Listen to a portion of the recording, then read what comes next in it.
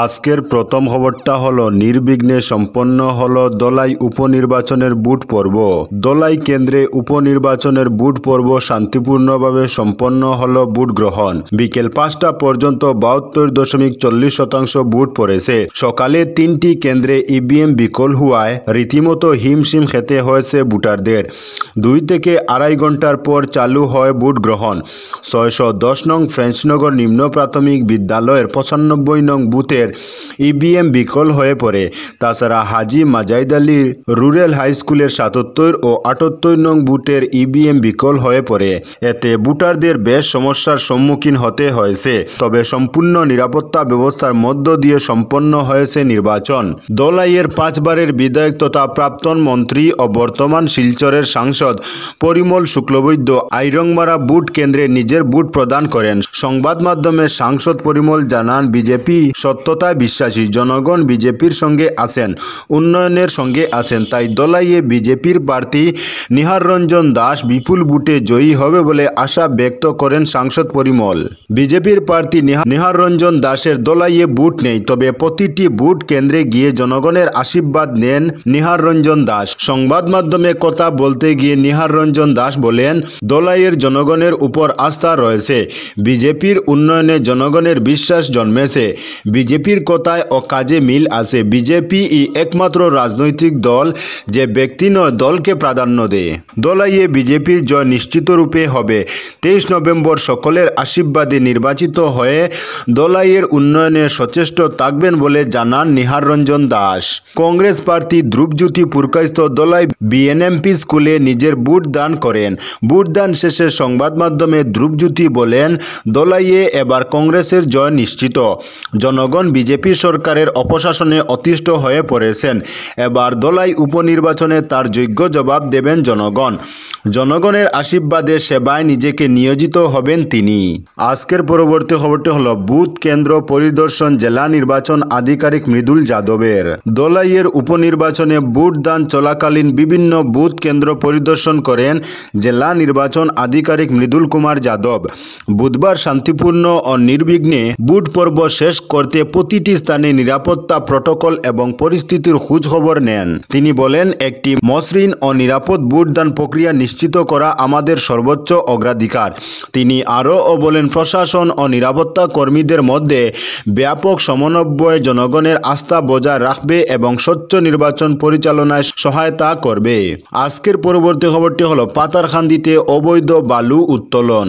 সরজমিনে বিধায়ক। দীর্ঘদিন থেকে পাতারকান্দিতে অবৈধভাবে লঙ্গাই নদী থেকে বালু উত্তোলন করে পাচার করে আসছে বিশেষ চক্র। অবশেষে বালু মাফিয়াদের অবৈধ বালু কারবার বন্ধ করতে মাঠে নামলেন বিধায়ক কৃষ্ণেন্দু পাল।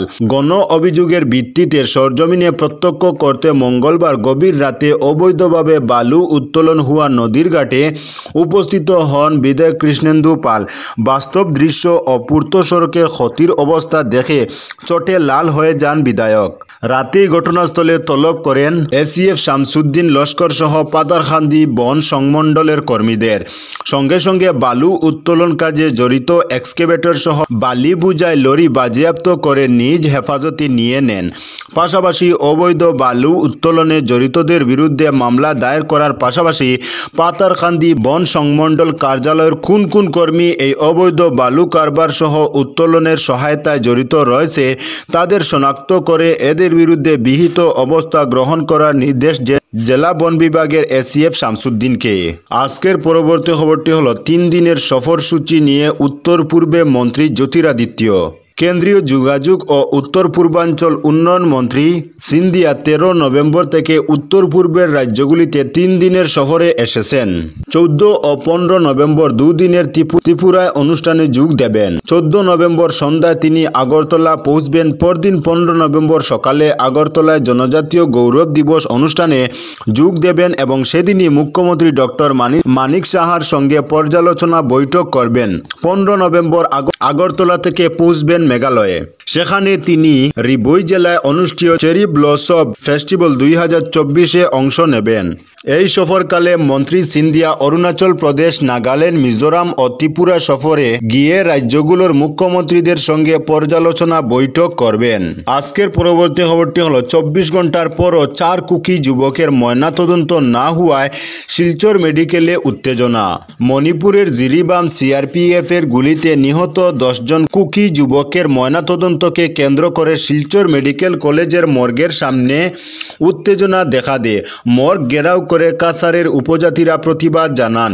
উত্তেজিত আদিবাসীরা অভিযোগ করেছেন যে শিলচর মেডিকেল কলেজে মণিপুর পুলিশ তাদের বন্দুক দিয়ে ভয় দেখিয়েছে। মণিপুরের জিরিবামে সিআরপিএফ এর গুলিতে নিহত 10 জন কুকি যুবকের মৃতদেহ মঙ্গলবার ময়নাতদন্তের জন্য শিলচর মেডিকেল কলেজ ও হাসপাতালে আনা হয়েছে। 6টি দেহের ময়নাতদন্ত সম্পন্ন হলেও 24 ঘন্টার পরও বাকি 4টি দেহের ময়নাতদন্ত সম্পন্ন হয়নি। তাই কাছাড়ের বিভিন্ন এলাকার আদিবাসীরা মেডিকেল কলেজের মর্গের সামনে বিক্ষোভ দেখিয়ে উত্তপ্ত পরিস্থিতি সৃষ্টি করেন। বিক্ষোভকারীরা মণিপুর পুলিশের বিরুদ্ধে স্লোগান দেন। 24 ঘন্টার পরও 4 জন কুকি যুবকের ময়নাতদন্ত কেন করা হয়নি প্রতিবাদ জানান। বাকি 4 জনের লাশ দ্রুত ময়নাতদন্তের জন্য পাঠানোর দাবি জানান তারা। বিপুল সংখ্যক পুলিশ শিলচর মেডিকেল কলেজ ও হাসপাতালে পৌঁছে বর্তমানে পরিস্থিতি নিয়ন্ত্রণে থাকলেও শিলচর মেডিকেল কলেজে এখনও উত্তেজনা বিরাজ করছে। আজকের পরবর্তী খবরটি হলো চুরি যাওয়া স্কুটি উদ্ধার, আটক 3 স্কুল পড়ুয়া।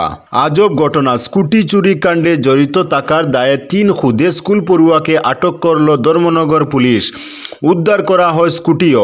চাঞ্চল্যকর এই ঘটনা সম্পর্কে ধর্মনগর থানার অফিসার ইনচার্জ স্থিতিকণ্ঠ বর্ধন জানান, গত 9 নভেম্বর ধর্মনগর থানা অধীন শিববাড়ি রোডের বাসিন্দা বলাই শীলের স্কুটি চুরি হয়। তিনি চুরিকাণ্ডের ঘটনা জানিয়ে থানায় অভিযোগ দায়ের করেন। সেই অভিযোগের ভিত্তিতে ধর্মনগর থানার পুলিশ তদন্তে নেমে মঙ্গলবার চুরি যাওয়া স্কুটি উদ্ধারের সঙ্গে চুরিকাণ্ডে জড়িত থাকার দায়ে 3 নাবালক স্কুল ছাত্রকে আটক করে। বর্তমানে এ বিষয়ে একটি মামলা নথিভুক্ত করে তদন্ত জারি রেখেছে পুলিশ। ধৃতরা সবাই নাবালক হওয়াতে তাদের পরিচয় খুলাসা করা হয়নি। তবে অবাক করার বিষয়, যেখানে স্কুলে গিয়ে পড়ুয়ারা নিজেদের উজ্জ্বল ভবিষ্যৎ গড়ার কথা, সেই জায়গায় দাঁড়িয়ে চুরির মতো জঘন্যতম কাজে তারা যুক্ত হলো কি করে? বিষয়টি ভাবিয়ে তুলছে সবাইকে। এ কাণ্ডে নেপথ্যে অন্য কোনো রহস্য রয়েছে কি না তাও গভীরভাবে খতিয়ে দেখছে ত্রিপুরা পুলিশ। আজকের পরবর্তী খবরটি হলো গৌহাটিতে বুয়ো সিবিআই পুলিশ গ্রেফতার। বুয়ো সিবিআই পুলিশকে গ্রেফতার করা হলো।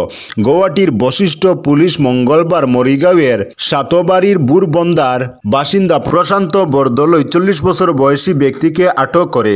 প্রশান্ত প্রতারণামূলকভাবে কেন্দ্রীয় তদন্ত ব্যুরো সিবিআই শাখার পুলিশ সুপার হিসেবে পরিচয় দেওয়ার জন্য তাকে আটক করেছে। পুলিশের রিপোর্ট অনুযায়ী বরদলৈ একটি বুয়ো সিবিআই পরিচয়পত্র পেশ করে ব্যক্তিদের কাছ থেকে টাকা দাবি করছিল।